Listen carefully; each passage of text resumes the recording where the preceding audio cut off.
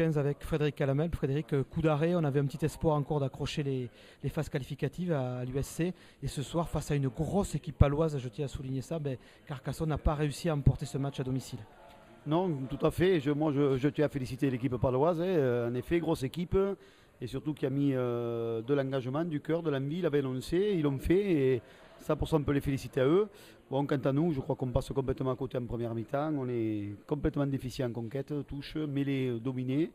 On tombe un nombre incalculable de ballons. Voilà, on arrive quand même, malgré tout ça, à tourner à 9-9.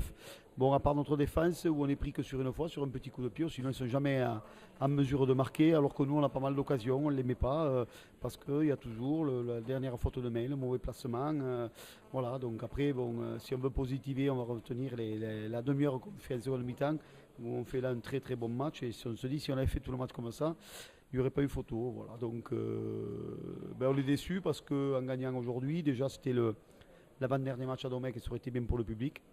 Et ensuite on pouvait toujours espérer accrocher le wagon de tête. Voilà. Donc là je crois que la seule chose que l'on peut avoir maintenant c'est de la fierté, d'essayer de jouer les 5 derniers matchs le plus fort possible, sans aucune pression, et à commencer déjà par le week-end prochain à Bordeaux.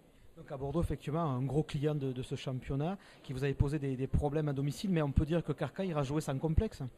Ah oui, sans complexe, avec énormément d'envie. Puis je peux vous dire que les 23 joueurs qui vont se déplacer à Bordeaux, il faudra des gars qui vont vouloir et qui devront aller à la mine, comme on dit, à la guerre. Sinon, pas besoin de faire partie du groupe, quoi. Le but, c'est de dire il y a 5 matchs et voilà, au moins pour eux, pour le groupe, nous. Comme je le dis, il n'y a plus de pression, on est à l'abri, on est sûr de ne pas descendre, rien du tout. Mais au moins pour eux, et puis bon, pour faire honneur au maillot, quoi, d'aller à Bordeaux faire un gros match. Je vais profiter de vous coincer là dans ce couloir du stade Domecq. Vous me parlez de la saison prochaine. Carcassonne construit sa pérennisation en Pro D2.